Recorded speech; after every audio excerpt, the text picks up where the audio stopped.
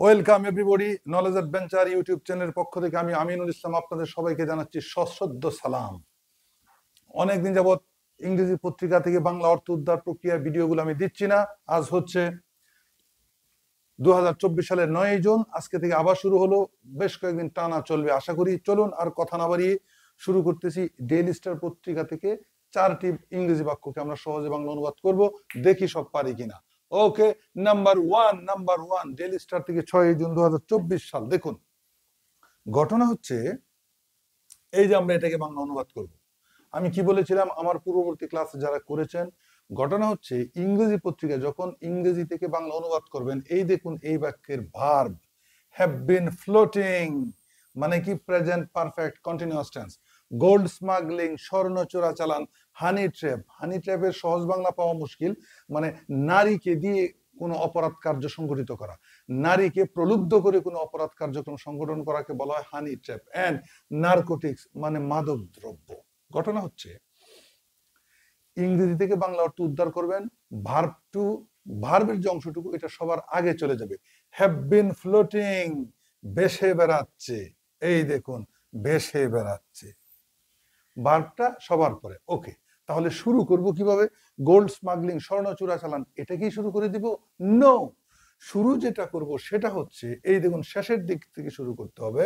In a Kolkata flat, কলকাতার একটি ফ্ল্যাটে, প্রিপোজিশনাল ফ্রেজ দিয়ে এটা বাক্যটা বড় করা হয়েছে।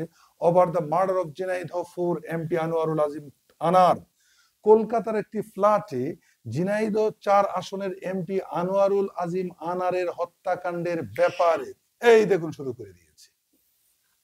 কলকাতার একটি ফ্ল্যাটে ঝিনাইদহ 4 আসনের এমপি আনোয়ারুল আজিম আনারের হত্যাকাণ্ডের ব্যাপারে, প্রিপোজিশনাল ফ্রেজ দিয়ে বাক্য বড় করা হয়েছে, এগুলোকে আমরা আগে নিচ্ছি। এরপর কি করে নিলাম?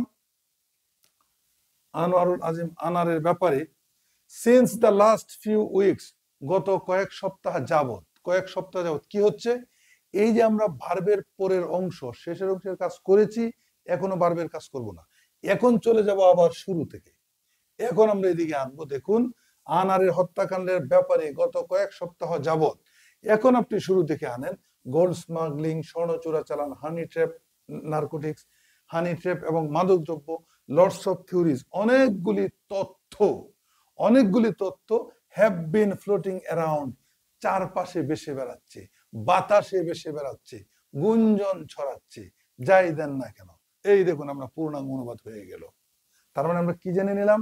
ভার্বের আগের অংশটুকু শেষের অংশটুকু করেছি, সাবজেক্টের সাথে মিলিয়েছি, ভার্বটাকে আমরা সবার পরে দিয়েছি। অনুবাদটা কেমন হলো অবশ্যই কমেন্ট বক্সে জানাবেন, নিয়মিত ক্লাস হবে। ওকে, 2 নাম্বার, এইটাও দ্য ডেইলি স্টার। নাও, এখন লোকাল পলিটিক্যাল রিভালরি মানে কি?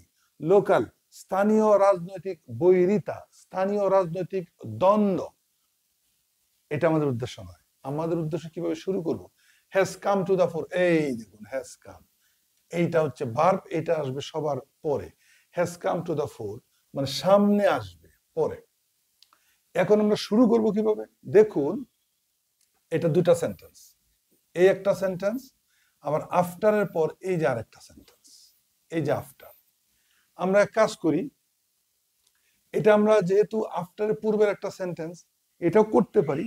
সহজ যেটা করতে চাই সেটা হচ্ছে আমরা আমাদের ঐতিহ্যগত সিস্টেমে চলে আসি, শেষের দিকে চলে আসি। ফর ইন্টারোগেশন, জিজ্ঞাসাবাদের জন্য।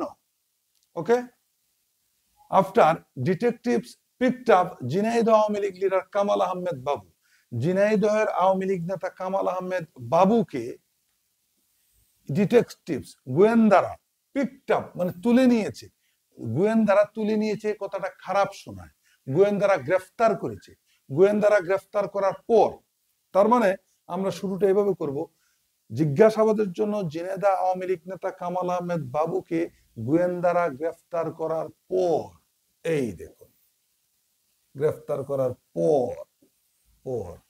ক্লিয়ার? এখন আবার ওই সেন্টেন্সে যাই। কি ওই সেন্টেন্স? এখন লোকাল পলিটিক্যাল রাইভালরি, স্থানীয় রাজনৈতিক বৈরিতা অথবা দ্বন্দ্বের বিষয়টি has come to the fore, সামনে চলে এসেছে। Has come to the fore, কোন জিনিস সামনে চলে আসা। ক্লিয়ার? এই দেখুন সামনে এসেছে রাজনৈতিক বৈরিতার বিষয়টি। সূত্র কিন্তু মিলে যাচ্ছে। অধিকাংশ ক্ষেত্রে কিন্তু মিলে যায়। 3 নাম্বার, ইট ইজ অ্যাপেলিং, এটা দুঃখজনক হয়ে গেল, ইট ইজ অ্যাপেলিং, এটা দুঃখজনক। হাউ, কিভাবে, কিভাবে, এই দেখুন, উই, আমরা, হ্যাভ অ্যালাউড, আমরা অনুমতি প্রদান করেছি। ইট ইজ অ্যাপেলিং, এটা দুঃখজনক, কিভাবে আমরা অনুমতি প্রদান করেছি। এত সহজ যদি হয়ে যেত তাহলে তো আমার এই ইউটিউবের ক্লাস নেওয়া লাগতো না। কিভাবে আমরা করব?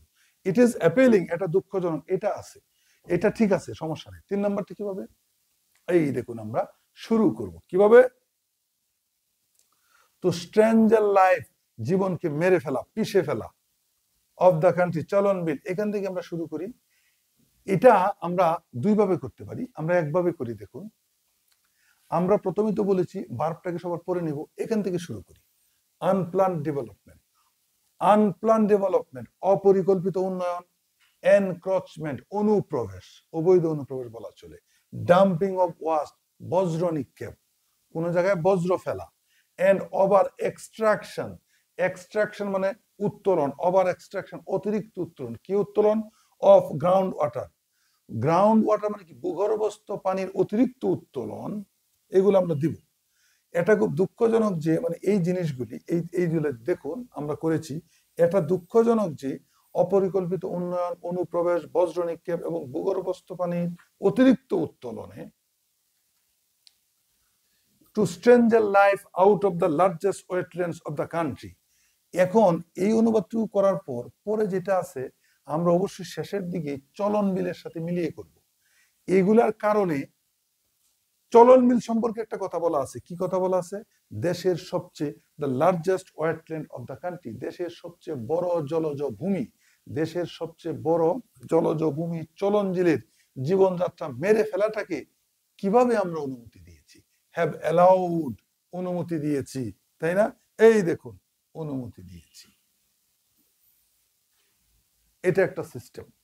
আরেকটা সিস্টেম হচ্ছে, আরেকটা সিস্টেম আছে, আরেকটা সিস্টেম কি, আরেকটা সিস্টেম হচ্ছে এখান থেকে আমরা শুরু করব, শেষের দিক থেকে শুরু করব। তবে এটা বেশি সুন্দর হয় না, আমি দেখেছি, আমি প্রথমবার যেভাবে করেছি সেটাই সবচেয়ে ভালো। আমরা যদি এভাবে শুরু করি, শুরু করবো আমরা এভাবে, ইট ইজ অ্যাপেলিং, এটা দুঃখজনক, হাউ, কিভাবে, to strangle life out of the largest wetlands of the country, the Chalan Beel, দেশের সবচেয়ে বড় জলজ ভূমি চলন বিলের জীবনযাত্রা মেরে ফেলার জন্য। এই দেখুন, এটা প্রথম সিস্টেম, কিভাবে দেশের সবচেয়ে বড় জলজ ভূমি চলন বিলের জীবনযাত্রা মেরে ফেলতে। এরপরে আমরা যেটা করব, এটা করার পর এরপরে আমরা এই অংশটুকু আনবো, এই যে আগে করব এই অংশ শেষের দিকে, এরপরে আমরা করব এটা। আর প্রথম সিস্টেম যেটা করেছি, আগে করেছি এটা, শেষে নিয়েছি এটা, এটা সবচেয়ে ভালো হয়েছে, দুভাবেই সম্ভব, আপনারা বিবেচনা করবেন। আজকের ক্লাসের সর্বশেষ ইংরেজি বাক্য, আজকের বাক্যগুলো মোটামুটি তুলনামূলকভাবে সহজ, আগামীকালকে আরো হবে। ক্লাসগুলি কিভাবে করেছি সেটা আপনারা জানাবেন। A meeting of the Congress leadership yesterday voted unanimously, voted, vote দিয়েছে, ভার্বটা সবার পরে থাকবে বলিনি, ইয়েস। শুরু কিভাবে করব, to recommend Rahul Gandhi's election as India's official opposition leader, কমার অংশটুকু পরে। ঘটনা হচ্ছে আমরা এটা করি, কমার অংশটুকু পরে কেন বলেছি, এটাকে এ পজিটিভ দিয়ে বড় করা হয়েছে। অপোজিশন লিডার, অপোজিশন লিডার সম্পর্কিত অতিরিক্ত তথ্য, কি সেই তথ্য, a post that had been left vacant since 2014, 2014 সালের পর থেকে যে পদটি শূন্য রয়েছে, এটা এ পজিটিভ দিয়ে বড় করা হয়েছে। এটা আমরা আনবো না, আপাতত আনবো না। কেন আনবো না, দেখুন আমরা এখন শুরু করি, এখান থেকে শুরু করব।